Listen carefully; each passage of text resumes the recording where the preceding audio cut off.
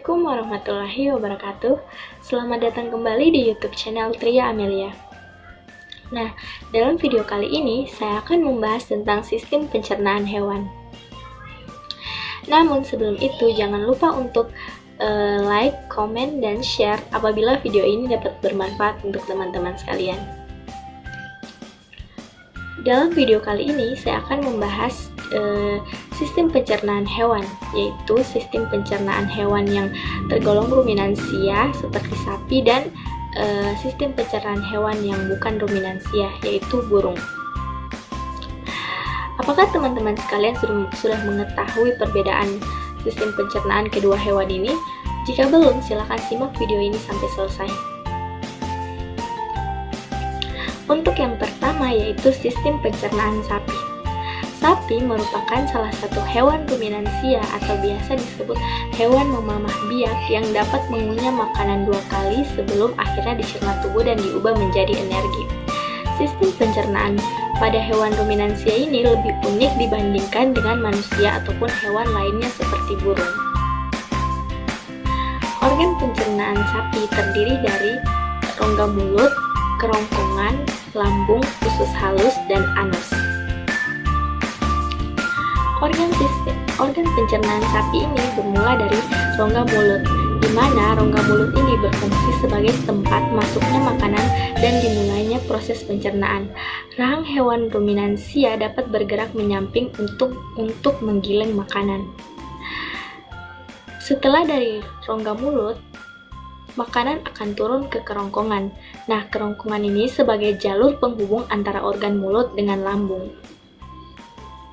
Setelah makanan melalui kerongkongan akan diteruskan ke lambung. Nah, lambung pada hewan ruminansia berperan dalam proses pembusukan dan peragian, juga berguna sebagai tempat penyimpanan sementara makanan yang akan dikunyah kembali. Nah, teman-teman bisa lihat pada gambar lambung hewan ruminansia ini. Lambung hewan ruminansia terdiri dari 4 bagian, yaitu yang pertama rumen. Rumen ini berfungsi sebagai tempat penyimpanan sementara bagi makanan yang telah ditelan oleh sapi. Setelah rumen terisi cukup oleh makanan, sapi akan beristirahat sembari mengunyah kembali makanan yang dikeluarkan dari rumen ini.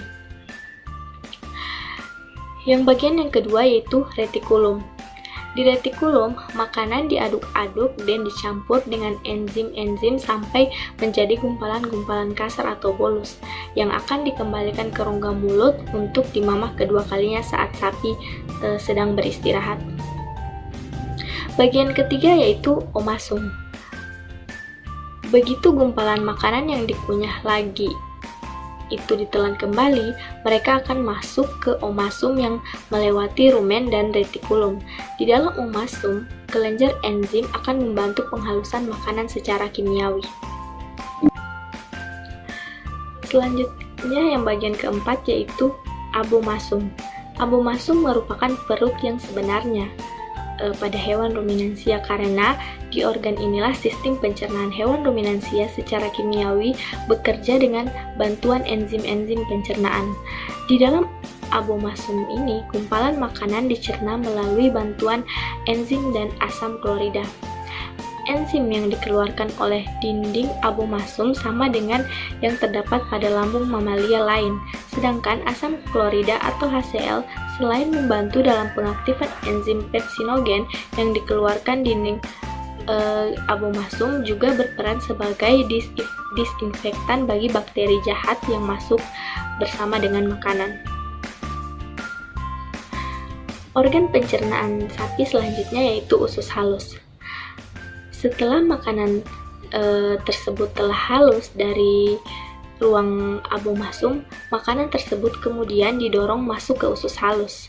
Di organ inilah sari-sari makanan diserap dan diedarkan oleh darah ke seluruh tubuh dan diubah menjadi energi.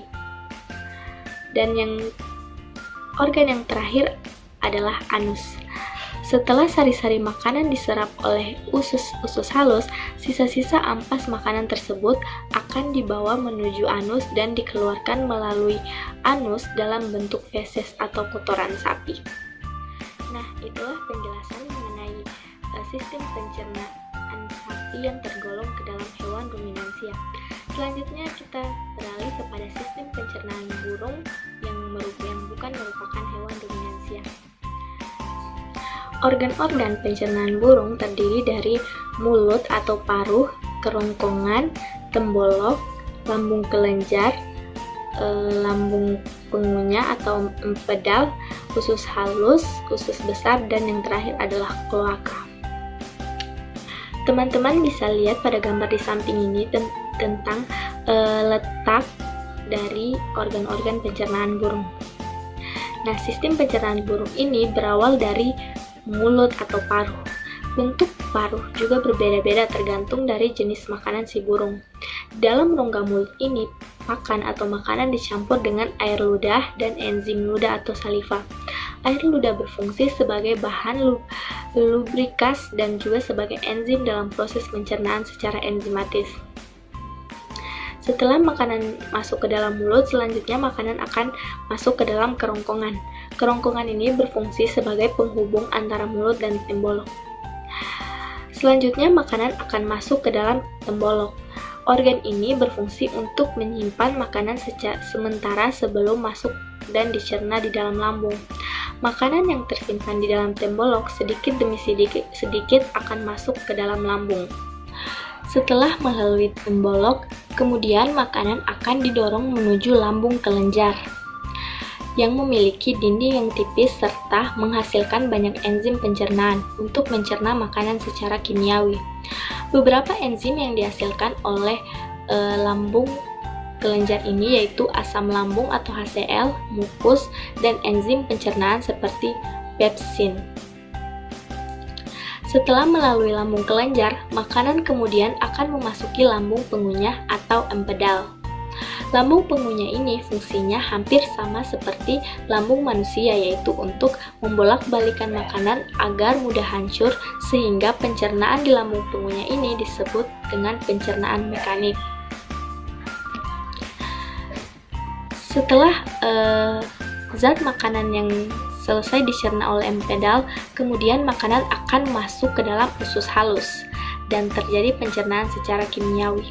Di dalam usus halus juga ini terjadi penyerapan sari-sari makanan oleh kapiler darah. Proses pencernaan usus halus dibantu dengan enzim dan pankreas, cairan empedu, dan enzim usus. Kemudian, sisa zat makanan yang telah dicerna oleh usus halus akan masuk ke dalam usus besar. Nah, dalam usus besar ini terjadi pencernaan secara biologis dengan bantuan bakteri. Setelah melalui usus besar, makanan yang telah dicerna secara biologis tersebut kemudian masuk ke dalam kloaka. Pada organ kloaka ini tidak terjadi pencernaan, sama seperti anus. Kloaka berperan sebagai organ pembuangan zat sisa pencernaan. Baik, mungkin itu saja yang bisa saya jelaskan mengenai perbedaan sistem pencernaan sapi yang merupakan hewan ruminansia dan sistem pencernaan burung yang bukan merupakan hewan ruminansia. Semoga video ini pula dapat bermanfaat bagi teman-teman sekalian. Lebih dan kurangnya mohon dimaafkan. Billahi taufiq walhidayah. Wassalamualaikum warahmatullahi wabarakatuh. Thanks for watching.